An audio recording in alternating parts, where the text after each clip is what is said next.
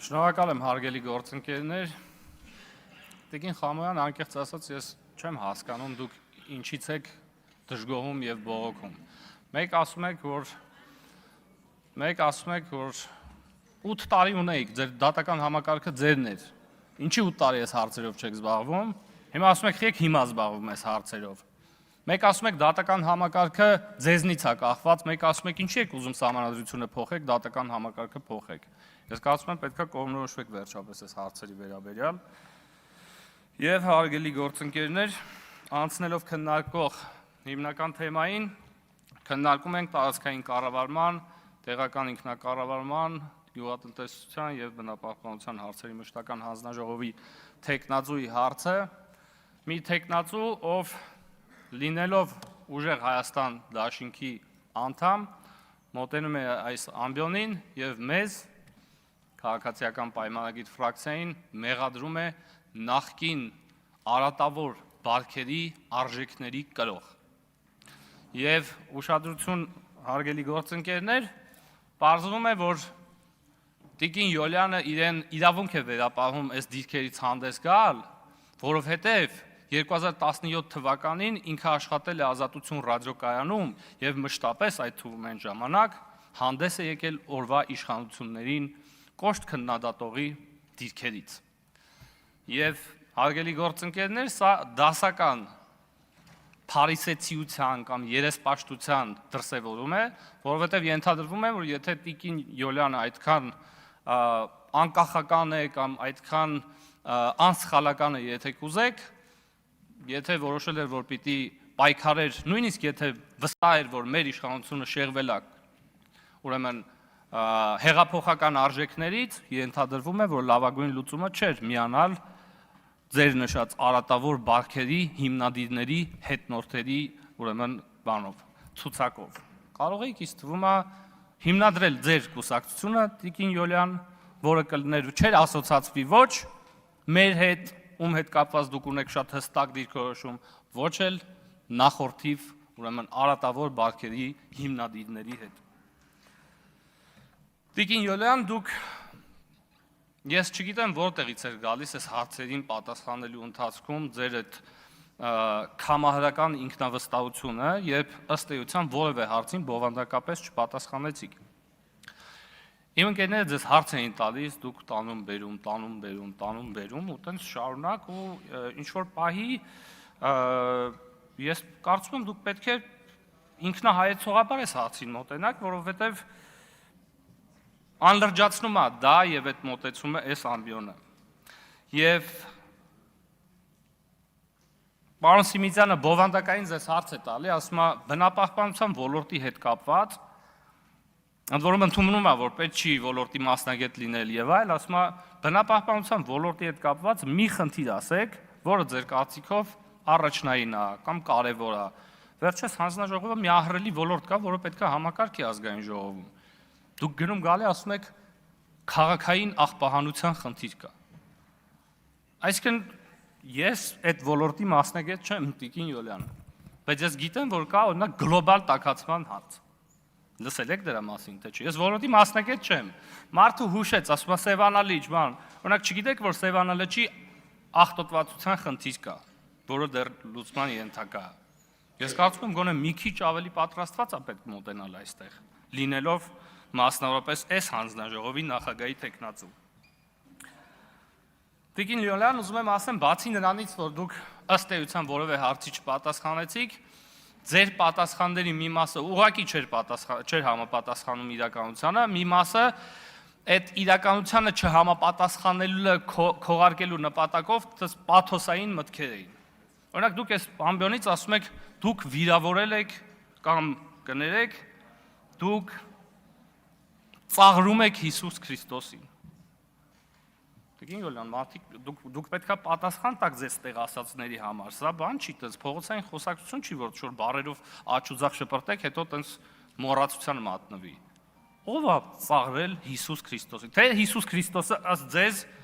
ձեր Գարեգին B ձեր կաթողիկոսն է։ Ժամանակ չունեմ, թե չեք ասեի մի րոպե կորցնելու դրա վրա։ Եվ Խոսելով պաթոսի մասին, հարգելի գործընկերներ, այդ ընդհանրապես ես կարծում եմ մեր քաղաքական մտքի եւ խոսույթի դեգրադացման ամենաառաջնային գործիքը երևի, եթե այսպես կարելի ասել, այդ պաթոսն է, այդ պաթոսախեղդ, այդ տենց բան, բովանդակազուրկ հայտարարությունները, որոնց նպատակը ըստ էության իրական բովանդակությունը տենց կողքով շրջանցելն է։ Եվ դուք օբյեկտիվորեն դրա մասնագետն եք, դուք էլ Հայաստան Դաշինքի մեր գործընկերներն էլ։ Պարոն Վարդևանյան ասում է, դուք միթե ասում է հաշտեք նրա հետ, որ վարչապետը ասում է ցեղասպանության զոհերի մասունքները իրար գլխի տալ, ասում է ես նայում էի ձեր դեմքերին, որևէ մեկի դեմքին արտահայտությունը չփոխվեց։ Այսինքն բովանդակությունը հեչ, որ փաստացի օրինակը բերվում է իդեմս Իսրայելի, այս հարցը զենքայնացվում է, օգտագործվում է, մոնետիզացվում է տարբեր երկրների անձնական նեղ շահերի համար, այս բովանդակությունը հեչ։ Բայց դուք խնդիր չունեք արդյոք այս ձևակերպումների հետ։ Բովանդակության հետ իրանք խնդիր չունեն, իրանք ձևակերպումների հետ խնդիր ունեն։ Կամ պարոն Մանուկյանը ասում է բան, այդ պաթոսի հերթական դրսևորում, ասում է հայրենասեր սյունեցին ուրիշ է, ասենք հայրենասեր արմավիրցին ոնց է, կամ չգիտեմ ուրիշ է, թե ուրիշ չի, այդ տեղային հայրենասիրական պաթոսն էլ տեղ էլի, հայրենասեր սյունեցին ուրիշ է, չէ մի չէ։ Ասում է բան, պարոն Գեղամ Մանուկյանը ասում է, կանանց իրավունքները, Տիկին Բաթոյան ասում է, հիմա ոնց եք դուք տուն գնալու, մտածել, քնելուց առաջ կմտածեք այդ կանանց իրավունքների մասին, բովանդակությունից ոչ մի բառ, ինչ քրեական գործ է, ինչ ենք մենք քննարկում, ինչ են այդ մարդկանց վերջը ձերբակալել, միլիոնավոր դոլարների խարդախության գործեր, կանայք, հարգելի գործընկերներ, ուզում եմ հիշեցնել, որ Հայաստանի Հանրապետությունում բոլոր մարդիկ, անկախ սեռական պատկանելությունից հավասար են օրենքի առաջ, բոլորը։ Պարոն Ղազինյան, ասում եք բան, ԵՄ որ երկրում թույլ կտային այսպիսի բան։ Այս են բանի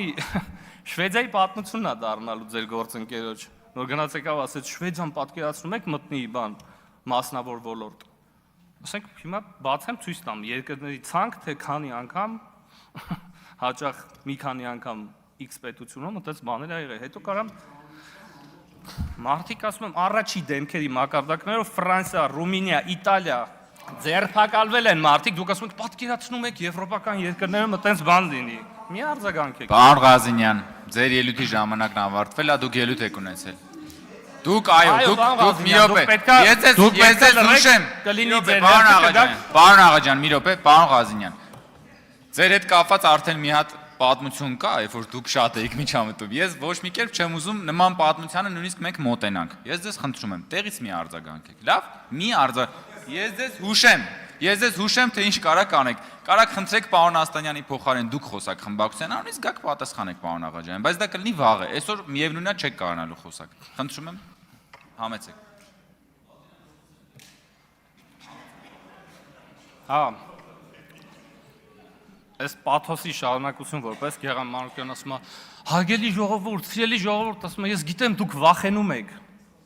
Ո՞վ է վախենում կամ ինչի՞ց է վախենում։ Այո, եթե ժողովուրդը կամ սիրելի ժողովուրդ նկատի ունեն մարդիկ, ովքեր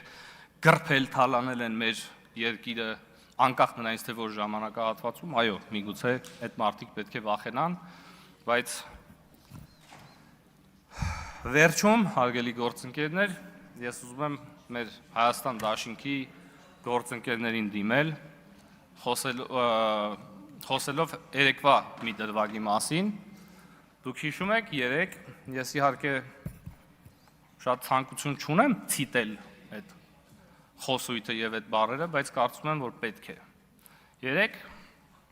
ուժեղ Հայաստան Դաշինքի ներկայացուցիչը եկավ այս ամբիոնի մոտ եւ իր ելույթում ասեց. նզովյալ եք եւ նզովյալ կլինեք դուք եւ ձեր սերունդները։ Ուրեմն հարգելի գործընկերներ, Ես կարծում եմ ազգային ժողովի նախագահան չափազանց ներողամտաբար եւ քրիստոնեաբար արձագանքեց այս դրսևորմանը։ Ես ի տարբերություն պարոն Ռուբինյանի չեմ պատրաստվում հանդուրժել այս խոսույթը ու այս դրսևորումները։ Եվ հարգելի ուժեղ Հայաստան դաշինք։ Ղեկավարը այստեղ չի, դիմում եմ քարտուղարին։ Եթե դուք ունեք ձեր շարքերում մարդիկ, Պարոն Աղաջյան, խնդրում եմ արդեն ամփոփել։ Ում մտավոր պոտենցիալի առաստաղը կայանում է նրանում, որ գաս տեղ այս ամբիոնի մոտ եւ մարդկանց արժանապատվությունը վիրավորի գրեհիկ արտահայտություններով հիմարություններ դուրս տա, ես ասում եմ դա ձեր խնդիրն է եւ լուծեք ձեր խնդիրը։